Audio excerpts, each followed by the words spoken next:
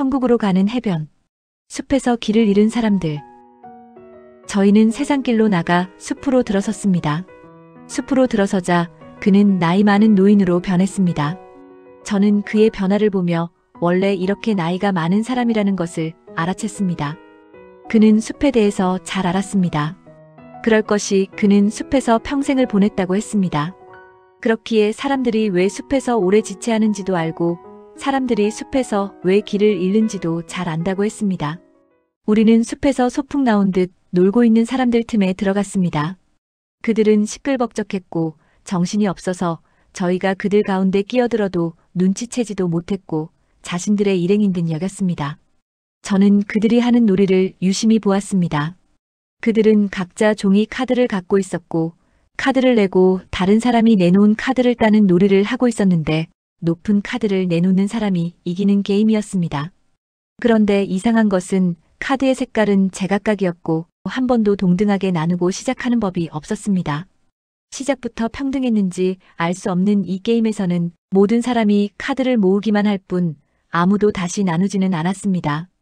카드를 다 빼앗긴 사람들은 카드 가진 사람에게 빌부터 그에게 카드를 얻으려 노력했지만 많이 가진 자는 후하게 나누지 않았고 아주 가끔씩 도움을 줄 뿐이었습니다.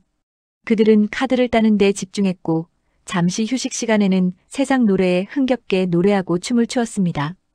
이 이상한 게임이 계속되고 카드도 계속 등장했습니다. 카드가 어디서 자꾸 등장하는지 찾아보자 한쪽에서 카드를 찍어내는 사람이 있었습니다. 그는 기계로 다양한 카드를 찍어내면서 놀이하는 사람들을 흐뭇하게 바라보았습니다. 그리고 자신에게 와서 절을 하는 사람들에게 카드를 나누어 주었습니다. 사람들은 카드 놀이에 열중하느라 숲에 들어온 사실조차 잊어버리고 해변으로 나가야 한다는 것도 잊고 있었습니다. 저는 그들에게 말하려고 일어섰습니다. 그러나 함께 온 남자가 제게 말했습니다. 말해도 소용없어요. 저 카드 찍어내는 기계를 없애버리면 됩니다. 그런가요? 저는 용감히 카드를 찍어내는 사람에게 다가갔습니다. 이제 그만하세요. 당신은 이 게임이 즐거운가요? 이 사람들 자기 인생을 이 게임 때문에 다 허비하고 있어요. 제발 그만두세요. 카드를 찍어내던 이가 말했습니다. 왜요? 사람들이 즐거워하고 있는데 내가 이 일을 그만둔다면 이 사람들은 엉망이 되고 말 거예요. 이들을 보세요. 즐거워하고 있지 않나요? 소유란 얼마나 즐거운데요. 당신도 같이 한판 해요. 내가 기초 자금을 줄 테니. 그는 제게 카드 뭉치를 들이밀었습니다. 당신은 이들이 즐거워하는 것 같나요? 이들은 이 게임이 얼마나 쓸데없고 허망한지 몰라요. 저는 그에게 대들듯 말했습니다. 그가 웃음을 터뜨리며 말했습니다. 인간은 원래 미련한 존재야. 그가 본색을 드러냈습니다. 나는 재물의 신이야. 나는 나를 무시하고 나를 섬기지 않는 자를 제일 경멸해. 너 같은 사람들 말이야. 이 사람들은 지금 무엇을 하고 있단 말인가? 영생을 주지도 못하는 재물을 모으려고 이렇게 허망하게 시간을 낭비하고 있다니. 저는 너무 참담했습니다. 제 생각을 아는 그가 저를 비웃으며 말했습니다. 하나님을 믿는 것보다 나를 믿는 게 낫지. 돈으로 안 되는 것이 어디 있단 말이냐.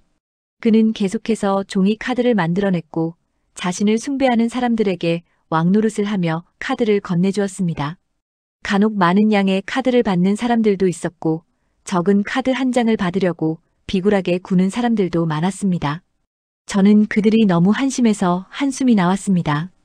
이 게임에 참여하는 사람들이 점점 많아졌습니다. 남녀노소 가릴 것이 없었습니다. 그들을 말려보려고 했지만 그들은 저를 쳐다보지도 않았습니다. 그가 슬프게 말했습니다. 숲에는 이런 곳이 셀 수 없이 많죠. 거의 숲에 들어선 대부분의 사람들이 이런 곳에 있습니다. 저도 이곳에서 많은 시간을 보냈죠. 그런데 주님의 은혜로 정신을 차렸습니다. 이 게임에서 완전히 카드를 잃고 난 뒤였죠. 그리고 이 게임장을 빠져나오자 알게 되었습니다. 저는 하나님을 섬긴 게 아니라 돈을 섬기고 있었다는 것을. 돈은 마치 하나님처럼 위력을 과시했기 때문에 저는 부자가 되게 해달라고 많은 기도를 했죠. 저는 하나님 안에서 이미 부유한데도 저는 그것을 몰랐어요. 저는 기운 없이 그의 뒤를 따라 숲길을 걸었습니다. 한 곳에 다다랐습니다. 그곳엔 사람을 눕혀놓고 울고 있는 상복 입은 사람들이 있었습니다. 그들의 통곡은 숲을 울리고 있었습니다. 그들의 처절한 울음에 저도 모르게 눈물이 났습니다. 누군가가 죽은 것이었습니다. 그런데 자세히 보니 그들 가운데 누워있는 사람은 살아 있었습니다. 그 사람은 누워서 무언가를 먹고 있었습니다. 주변에서 자기를 위해 우는 사람들을 쳐다보며 아무렇지도 않은지 아무런 관심도 두지 않고 있었습니다. 저는 영문을 몰라 곁에 선 남자를 바라보았습니다. 자세히 보세요. 상복 입은 사람들이 무얼 하고 있는지. 저는 상복 입은 사람들이 성경을 보고 찬양을 하고 예배를 드리고 있는 것을 보았습니다. 그러는 중에도 흐느끼고 통곡하는 울음소리를 냈습니다. 왜 울고 있죠? 저 사람 살아있어요. 저는 누워있는 사람의 명복을 비는 것으로 보여서 이렇게 말했습니다. 그러나 그가 씁쓸한 미소를 지으며 말했습니다. 가운데 있는 이를 보세요. 저 사람이 누군지. 저는 자세히 보았습니다. 그는 누워서 발로 그들의 울음을 지휘하듯 조정하고 있었습니다. 도대체 왜 그는 사람들을 울리는 거죠? 저는 화가 나서 그에게 큰 소리로 말했습니다. 저 사람은 목사입니다. 목사요? 왜 성도들을 울리죠? 자신은 오히려 즐기고 있군요. 제 말이 끝나자 가운데에 누워서 음식을 먹던 사람이 일어나 앉았습니다. 그가 말했습니다. 여러분은 죄인입니다. 여러분 회개하십시오. 예수님이 바로 당신 때문에, 너 때문에 죽었어. 알아? 그는 사람들을 면전에서 손가락질했습니다. 사람들의 흐느낌이 더 높아졌습니다. 그러니 여러분은 벌레만도 못한 존재입니다. 그것이 여러분 자신입니다. 여러분은 아무것도 할 수 없는 나약한 인간입니다. 하나님의 은혜로 여기까지 왔습니다. 더 많이 회개하고 여러분이 죄인임을 잊지 마세요. 그의 말이 끝나자 사람들은 대굴대굴 구르며 통곡을 했습니다. 저는 그 모습이 너무 이상했습니다. 저렇게 회개하는데 왜 숲을 벗어나지 못한 거지? 그들은 줄기차게 회개를 강요당했고 당연하게 받아들였습니다. 그들에게는 하나님 안에서의 평안, 기쁨, 즐거움은 찾아볼 수 없었습니다. 하나님의 자녀라는 지위보다 죄인이라는 지위만 강요당하는 자리였습니다. 저는 한숨이 나왔고 답답했습니다. 남자가 말했습니다. 저 사람은 거짓 목자입니다. 성도들이 죄인이라는 것을 강조하면서 자신의 영적인 영향력을 확대하고 있는 것입니다. 영적으로 굴복시켜서 자신의 종으로 만드는 것이죠. 성도들을 어떻게 해야 목사 자신에게 굴복하는지를 아는 사람입니다. 그렇기에 그의 말을 듣는 사람들은 하나님의 자녀됨의 권세를 알지 못하지요. 평생 죄책감을 안고 살아갑니다. 회개는 반드시 필요합니다. 그 다음엔 하나님이 주시는 평안과 기쁨을 누려야 합니다. 그는 그것을 가르치지 않습니다. 이들을 어떻게 해야 하죠? 이들을 해변으로 데려오려면 어떻게 해야 합니까?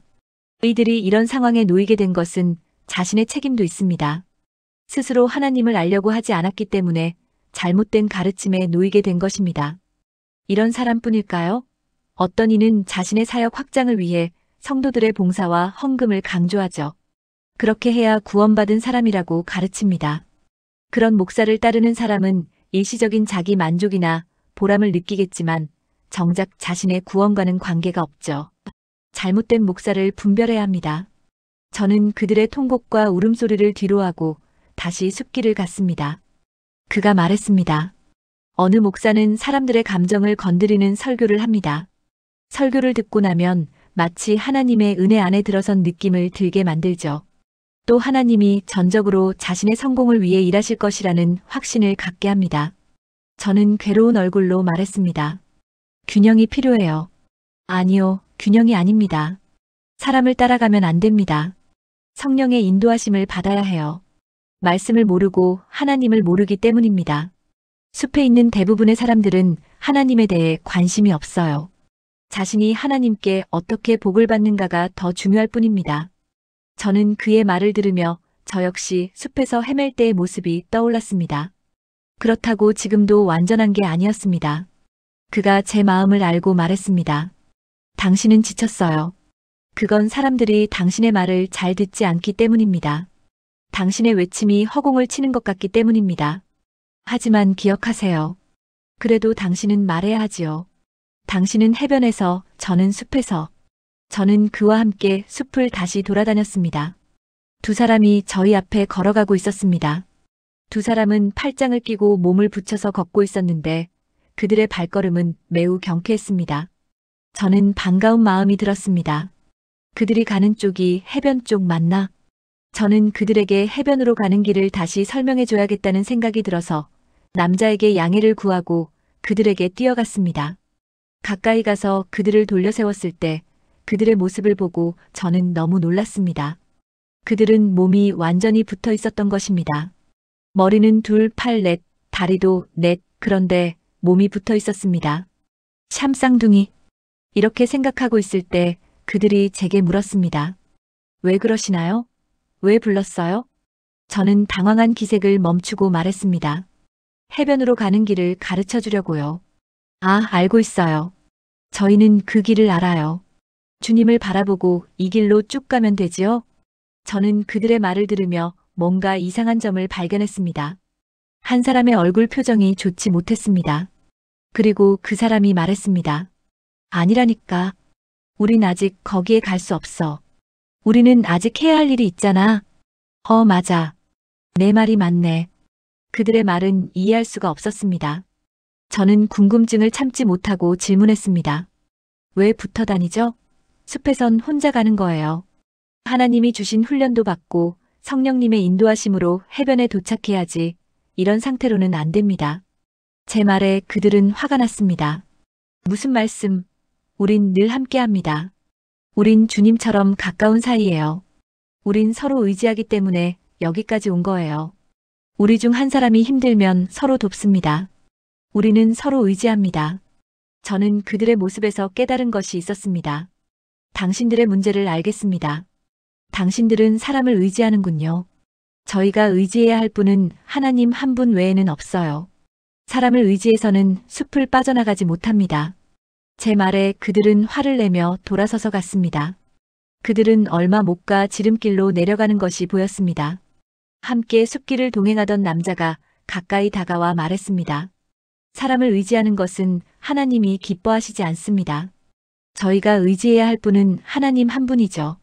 사람들은 자녀를, 배우자를, 자신보다 더 지식이 많거나 높은 지위를 가진 사람을 또는 영적으로 뛰어난 사람들을 하나님보다 더 의지합니다. 그들은 모릅니다. 하나님보다 더 의지한다고 못 느낍니다. 어려움을 당할 때, 힘들 때 당신은 누굴 찾나요? 하나님인가요? 사람인가요? 그때 당신이 의지하는 분이 전적으로 하나님인지 사람인지 알게 됩니다. 이 경계는 모호해요. 사람들은 서로 돕고 사는 게 아닌가요? 맞습니다. 그렇기에 자신이 의지하는 분이 주님인지, 부모님인지, 배우자인지, 돈인지, 목사인지, 사역자인지 알기 힘듭니다. 그러나 성령으로 충만해지면 자신의 실체를 보게 되는 것이죠. 저는 그와 대화하며 숲길을 빠져나와서 해변으로 향했습니다.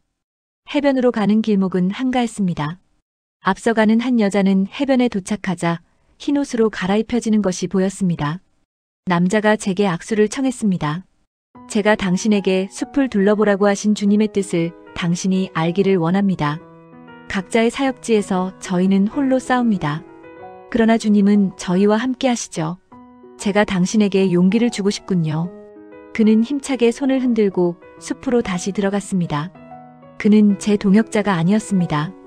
저는 해변으로 가면서 눈물을 흘렸습니다.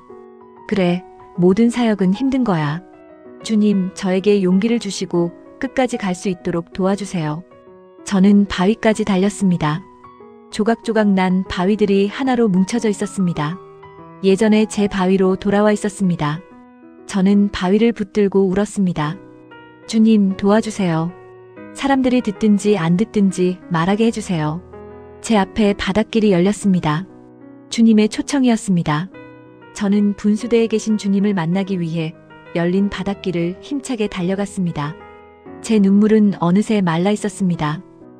천국으로 가는 해변 2부는 계속됩니다. 구독과 알림 설정을 해주시면 다음 회차를 쉽게 보실 수 있습니다.